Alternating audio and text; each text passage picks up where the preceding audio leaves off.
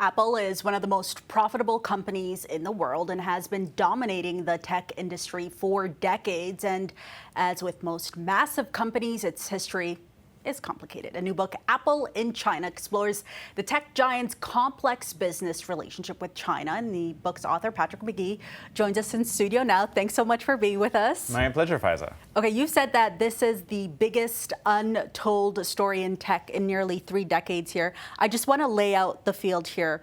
Apple is an American company. China is one of America's biggest rivals. Yeah. What draws a company like Apple to China? Well, the thing worth knowing is that they wasn't a great rival when they sort of had their meet cute moment before the marriage, right? So the early 21st century, I mean, America is 8 to 10 times the size of China in early 2000, and that's when Apple begins making links. But it doesn't really even make links with China per se. Its production is just in Shenzhen, and Shenzhen is this special administrative zone just beside Hong Kong that's sort of separated in terms of the laws and what's allowed there, and they're sort of experimenting with capitalism. And Foxconn, this Taiwanese supplier, and Apple just become this great partnership that really flourishes and does incredibly well. But the sort of political awakening when China, as it were, enters the picture isn't until Xi Jinping in late 2012, early 2013. And so how did that sort of affect Apple's business in China? So by 2012, Apple is enormous in 2 respects. It's the most successful foreign company selling to the Chinese, right? So the iPhone by that time has just become this absolutely ubiquitous product. I mean, it's iconic.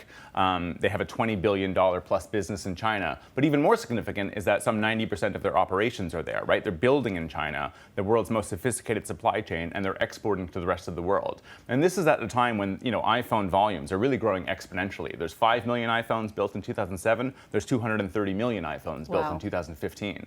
And so when Xi Jinping enters the picture, he really begins to see Apple as this exploitative foreign power. And Apple sort of has the ability to turn the tables on that argument, really flip the script, as it were, and basically demonstrate all the ways in which it's contributing through technology transfer to China. And then what's the domino effect there? It starts with Apple, but then China takes advantage of that and just kind of veers off onto its own. Yeah, so I argue that the dominant narrative of Apple in China over the last 25 years is one of Apple exploiting Chinese workers. And I do my own flipping of the script, right? And I say, that's true, but it misses the biggest piece of the puzzle, which is that China is allowing Apple to exploit Chinese workers so that China can exploit Apple. So what they're getting out of Apple in terms of Apple training, literally sending engineers by the plane load over to hundreds of factories and getting them up to the quality standards demanded by Apple, has this huge impact on China's ability to sort of go up the value curve and become the absolutely, large manufacturing juggernaut that it is today. The analogy I've heard you use is comparing it to Uber, for instance. Yeah, Uber's the biggest taxi provider in the world, and guess how many taxis it owns, right? None. 0. Yeah. And Apple doesn't do any of its own manufacturing, and yet it has control over its factories, its sub-suppliers, as if it owns it, right? So there's something comparable there to an Uber or an Airbnb. In the context of what's happening in the news, and I'm sure we're all aware about these trade negotiations, at some times we've seen rifts between U.S. President Donald Trump and other countries here. I'm wondering, how vulnerable is Apple when it also comes to the pressure for Apple to reduce its dependency on China? I'm wondering, is it as easy to say you can split both Apple and China up? So, I do think it's the biggest existential risk, or the only existential risk for Apple. The message of my book is not to short the company. I don't know what's going to play out. There's a certain measure of safety that Apple has in China because Beijing knows better than anybody else what it means to have Apple's operations in your country. In other words, because they've been able to demonstrate how much they're contributing. They're investing more than $55 billion a year. That's actually a decade-old figure. It's probably much higher today. So China doesn't want to sort of go after Apple in that sense, right? Because they would be losing out. They don't want to lose having the world's most valuable company operating a sophisticated supply chain in the country. But what happens next is going to be really complex because people really think that they're diversifying to India.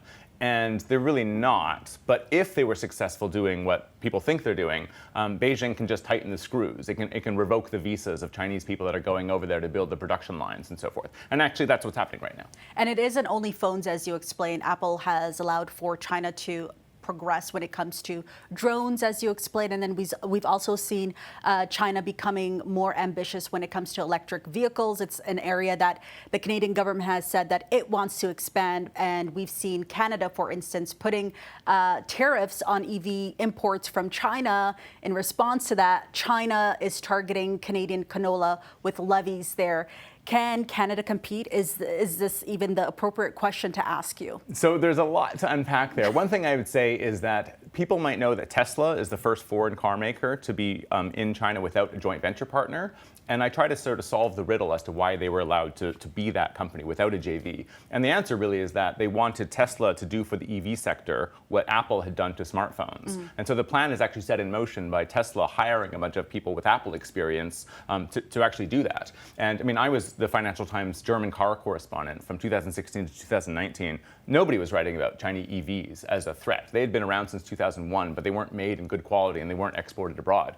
Within 24 months of Tesla setting up the Shanghai Gigafactory, all of a sudden, and for all the same reasons of what Apple did for smartphones, Chinese EVs like BYD became really good. So Tesla really trained all of their supply chain and brought them up to this quality level. And now China is just so dominant in quality EVs that are made at an affordable price that, yeah, just sort of accepting them as any sort of foreign market would be inclined to do based on the price, based on the specs, is a big threat. I mean, if we just sort of allow EVs from China, we would in effect deindustrialize our own automotive sector. And so that's a big threat, but it's more in America than it is in Canada.